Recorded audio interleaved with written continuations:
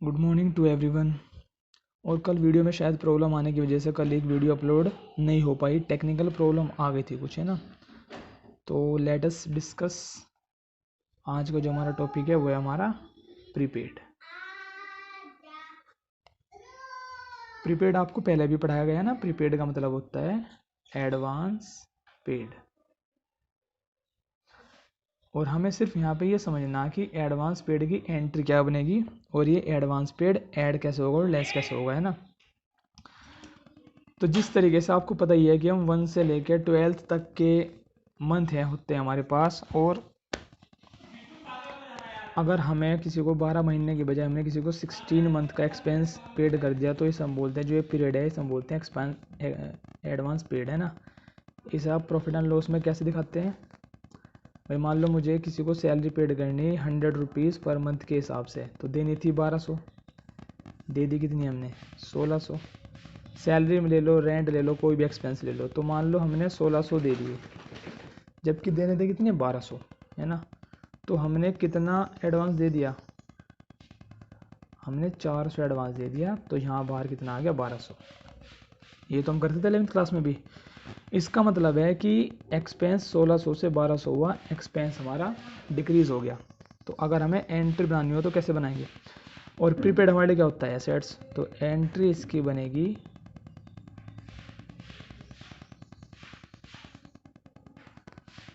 Prepaid rent account debit to rent, है ना। मान लो ये 2018 चल रहा, तो आपको ध्यान में रखना है कि प्रीवियस ईयर यानी 18 में अगर कोई प्रीपेड है तो प्रीवियस ईयर में तो लेस होगा, है ना। और एंट्री हमारे पास ये बनेगी। अब मान लो यही एंट्री अगर मुझे 19 में बनानी है तो कैसे बनाएंगे, देखो। क्योंकि आपने लास्ट ईयर में जो है 4 महीने का एडवांस दे दिया, तो आप अगले साल भी किसी को 12 महीने का एक्सपेंस दोगे, लेकिन हम इस साल 12 महीने का ना देंगे, उसे केवल 8 महीने का देंगे, क्योंकि 4 का तो पहले दिया हुआ। तो 8 महीने केवल 800। तो अब मान लो ये मुझे प्रॉफिट एंड लॉस में दिखानी है एंट्री, तो कैसे दिखाएंगे। जैसे मान लो मैंने रेंट पेड कितना किया 800, लेकिन अकाउंटेंट तो पूरे 12 महीने की एंट्री बनाएगा, 1200 लिख करेगा। तो 800 का 1200 करने के लिए वो 400 ऐड कर देगा, तो प्रीपेड यहाँ पे क्या हो गया, ऐड हो गया। तो इसका मतलब है अगर लास्ट ईयर का प्रीपेड है तो लास्ट ईयर में तो वो लेस होगा और करंट ईयर में आके वो ऐड होगा। एंट्री क्या बनाएंगे, देखो। एक्सपेंस हमारा 800 से 1200 लिखा गया, यानी कि एक्सपेंस हमारा इंक्रीज़ हुआ। तो एक्सपेंस जब भी बढ़ेगा तो डेबिट होगा। और क्योंकि लास्ट ईयर में जो प्रीपेड एसेट्स था वो हमने कैंसिल कर दिया, तो उसे कैंसिल करने के लिए हमें प्रीपेड को क्या करना पड़ेगा, यहाँ पे क्रेडिट करना पड़ेगा। तो एंट्री बनेगी rent account debit to prepaid rent. मतलब ध्यान में रखना है कि जिस ईयर का प्रीपेड है उसके नेक्स्ट ईयर रिवर्स एंट्री बनेगी। मेन इसमें आपको प्लस माइनस ध्यान में रखना। लास्ट ईयर का प्रीपेड लास्ट ईयर में लेस होगा, नेक्स्ट ईयर में ऐड होगा, एंट्री हमारी ये बनेगी। ठीक है। Good morning to everyone. और कल वीडियो में शायद प्रॉब्लम आने की वजह से कल एक वीडियो अपलोड नहीं हो पाई, टेक्निकल प्रॉब्लम आ गई थी कुछ, है ना। तो लेट अस डिस्कस। आज का जो हमारा टॉपिक है वो है हमारा प्रीपेड। प्रीपेड आपको पहले भी पढ़ाया गया है ना। प्रीपेड का मतलब होता है एडवांस पेड। और हमें सिर्फ यहाँ पे ये समझना कि एडवांस पेड की एंट्री क्या बनेगी और ये एडवांस पेड ऐड कैसे होगा और लेस कैसे होगा, है ना। तो जिस तरीके से आपको पता ही है कि हम 1 से लेकर 12th तक के मंथ हैं होते हैं हमारे पास, और अगर हमें किसी को 12 महीने की बजाय हमने किसी को 16 मंथ का एक्सपेंस पेड कर दिया तो इसे हम बोलते हैं, जो ये पीरियड है इसे हम बोलते हैं एडवांस पेड, है ना। इसे आप प्रॉफिट एंड लॉस में कैसे दिखाते हैं भाई। मान लो मुझे किसी को सैलरी पेड करनी 100 रुपीज़ पर मंथ के हिसाब से, तो देनी थी 1200, दे दी कितनी हमने 1600। सैलरी में ले लो, रेंट ले लो, कोई भी एक्सपेंस ले लो, तो मान लो हमने 1600 दे दिए, जबकि देने थे कितने 1200, है ना। तो हमने कितना एडवांस दे दिया, हमने 400 एडवांस दे दिया, तो यहाँ बाहर कितना आ गया 1200। ये तो हम करते थे 11th क्लास में भी। इसका मतलब है कि एक्सपेंस 1600 से 1200 हुआ, एक्सपेंस हमारा डिक्रीज़ हो गया। तो अगर हमें एंट्री बनानी हो तो कैसे बनाएंगे। और प्रीपेड हमारे लिए क्या होता है, एसेट्स। तो एंट्री इसकी बनेगी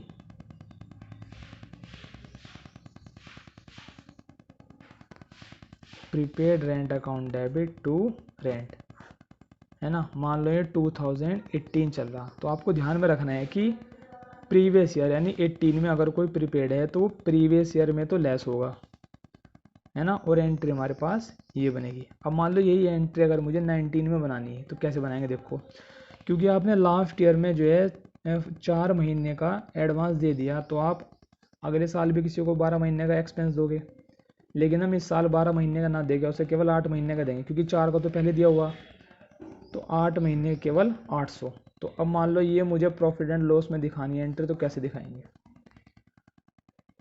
जैसे मान लो मैंने रेंट पेड कितना किया 800, लेकिन अकाउंटेंट तो पूरे 12 महीने की एंट्री बनाएगा, 1200 लिख करेगा, तो 800 का 1200 करने के लिए वो 400 ऐड कर देगा, तो प्रीपेड यहाँ पे क्या हो गया, ऐड हो गया। तो इसका मतलब है अगर लास्ट ईयर का प्रीपेड है तो लास्ट ईयर में तो वो लेस होगा और करंट ईयर में आके वो ऐड होगा। एंट्री क्या बनाएंगे, देखो, एक्सपेंस हमारा 800 से 1200 लिखा गया, यानी कि एक्सपेंस हमारा इंक्रीज़ हुआ, तो एक्सपेंस जब भी बढ़ेगा तो डेबिट होगा। और क्योंकि लास्ट ईयर में जो प्रीपेड एसेट्स था वो हमने कैंसिल कर दिया, तो उसे कैंसिल करने के लिए हमें प्रीपेड को क्या करना पड़ेगा, यहाँ पे क्रेडिट करना पड़ेगा। तो एंट्री बनेगी rent account debit to prepaid rent. मतलब ध्यान में रखना है कि जिस ईयर का प्रीपेड है उसके नेक्स्ट ईयर रिवर्स एंट्री बनेगी। मेन इसमें आपको प्लस माइनस ध्यान में रखना, लास्ट ईयर का प्रीपेड लास्ट ईयर में लेस होगा, नेक्स्ट ईयर में ऐड होगा, एंट्री हमारी ये बनेगी। ठीक है। क्वेश्चन नंबर 33 क्वेश्चन दिखा भी देते हैं आपको, ये लो भाई, question number 33। In the year ended 31st March 19, salaries paid amounted to rupees 2,04,000. Ascertain the amount chargeable to the income and expenditure account for the year ended 31st March 19 from the following additional information. देखो ये prepaid हमें 18 का दे रखा, ये prepaid हमें 19 का दे रखा, outstanding हमें करंट ईयर, ये लास्ट ईयर का है और आउटस्टैंडिंग करंट ईयर का है ना। तो लास्ट ईयर का प्रीपेड है ये, तो लास्ट ईयर तो लेस हुआ होगा, इस साल जाके ऐड होगा। ये करंट ईयर का प्रीपेड है, लेस होगा। लास्ट ईयर का आउटस्टैंडिंग लास्ट ईयर में ऐड हुआ होगा, इस साल जाके लेस होगा। और ये करंट ईयर का आउटस्टैंडिंग है, ये करंट ईयर में ऐड होगा। एक सैलरी पेड करने की एंट्री में ऊपर कुल मिला के 5 एंट्री बननी। तो देखिए कैसे बनानी है हमें एंट्री, है ना। फर्स्ट एंट्री बनाते हैं सैलरी पेड करने की, तो सैलरी पेड करने की एंट्री बनेगी हमारे पास, सैलरी हमारे लिए क्या है, एक्सपेंस है, तो एंट्री बनेगी salary account debit to bank, narration में बीइंग सैलरी पेड।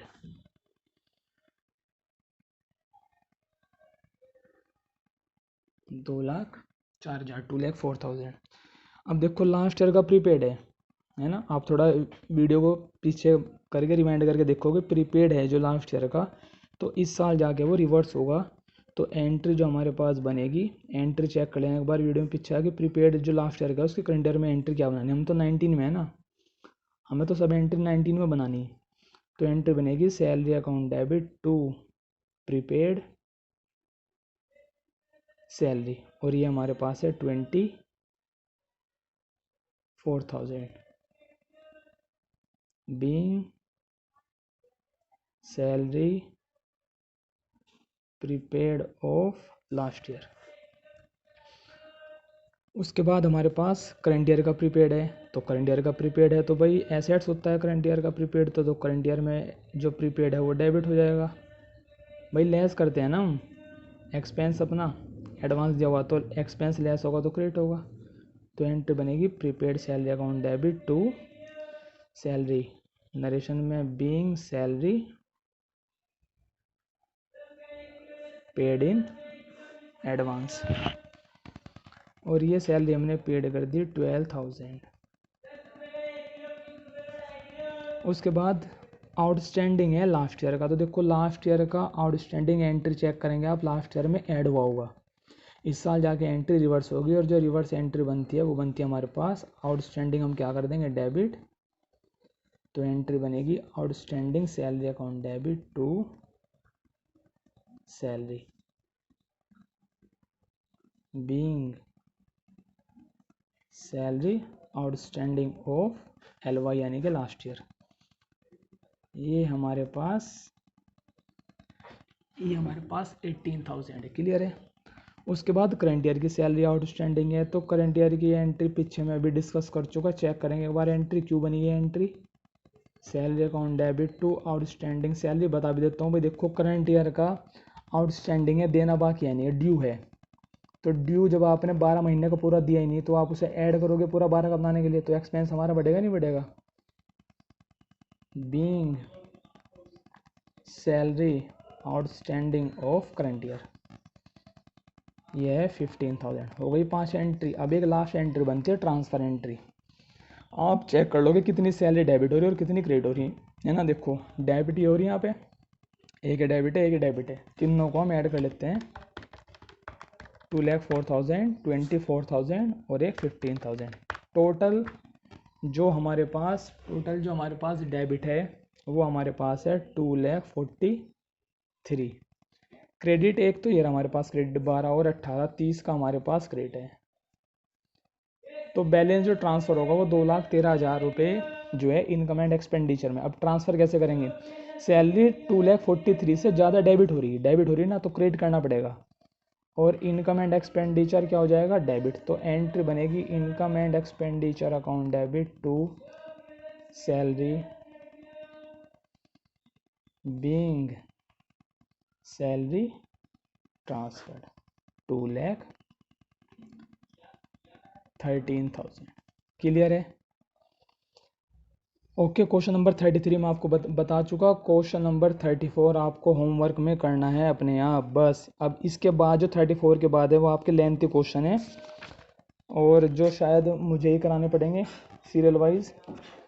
ओके, जो लोग रेगुलर क्लास ज्वाइन करना चाहते हैं वो जूम ऐप डाउनलोड करके और रेगुलर क्लास पे भी हमें ज्वाइन कर सकते हैं 12 PM 12 बजे। Okay, thank you and bye bye.